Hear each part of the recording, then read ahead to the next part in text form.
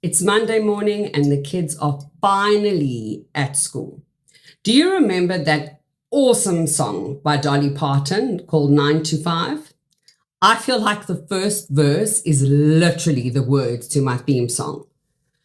So let's be honest here. I'm definitely not a morning person. You will never actually see me get out of the car on the school run.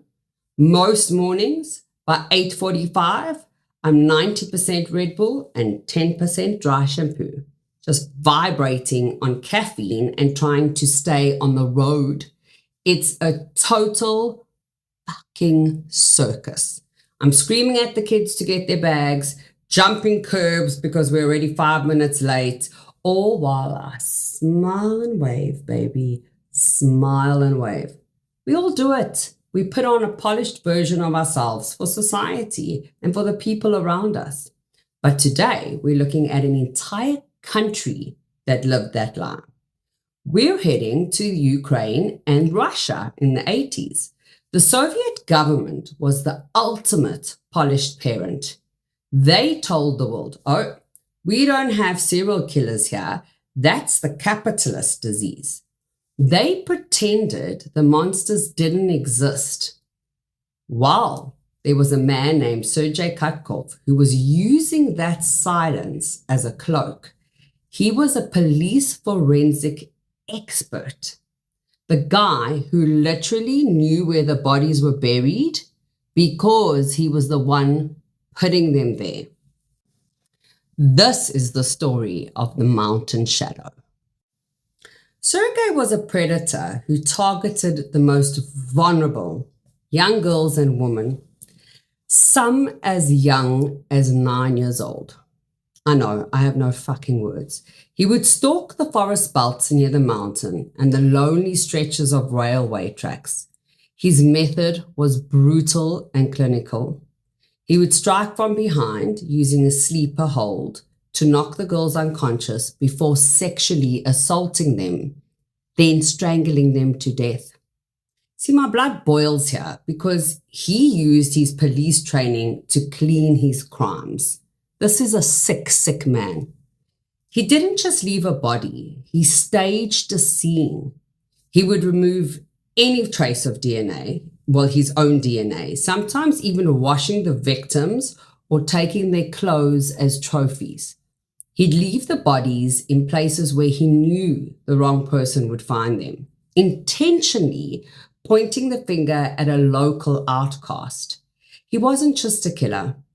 He was a director, casting innocent men in the role of the monster, while he went home to his wife and daughter and ate his dinner in peace. He operated from 1980 all the way to 2005.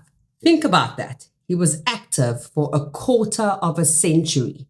He eventually confessed to over 100 murders, though they only officially linked him to 37. And the only reason he was finally caught because he got cocky. He attacked a young girl near his own home and she survived. She was the first one to see the face behind the shadow. And she described the distinctive tattoos on his arm. Using that gut feeling that tells you when something is being swept under the rug, the families of the victims knew the police were failing them. For decades, the authorities had ignored the similarities between the cases because admitting there was a serial killer meant admitting the perfect system had failed. When they finally raided his apartment, what did they find?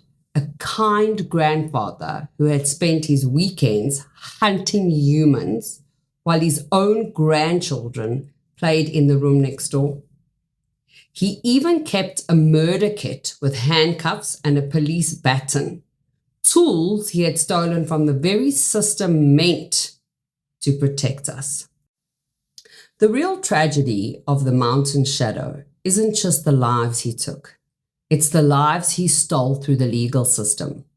Because Sergey was so good at framing others, at least 15 innocent men were convicted of his murders. One man Yakov Popovich, was just a teenager when he was forced to confess to murdering his own cousin. He spent years in a brutal labor camp for a crime Sergey committed. Sergey didn't feel a shred of remorse. In his confession, he actually laughed about how easy it was to fool the investigators. And he said, "I was a professional, they were amateurs." He proved that the most dangerous place to be isn't in the dark. It is in a society that is so desperate to look perfect that they'd rather put an innocent man in a cage before they would admit that there is a monster walking amongst them. Sergey showed us that a shadow is only dangerous when you pretend it is not there. If it sounds too good to be true, it usually is. Anyway, I'm off to the shops to stock up on my Red Bull. I'm Mrs. G. Keep your coffee hot, your vino chilled, hide the good snacks, and for the love of God, never trust a brown mark on your kids' undies. See you next Monday.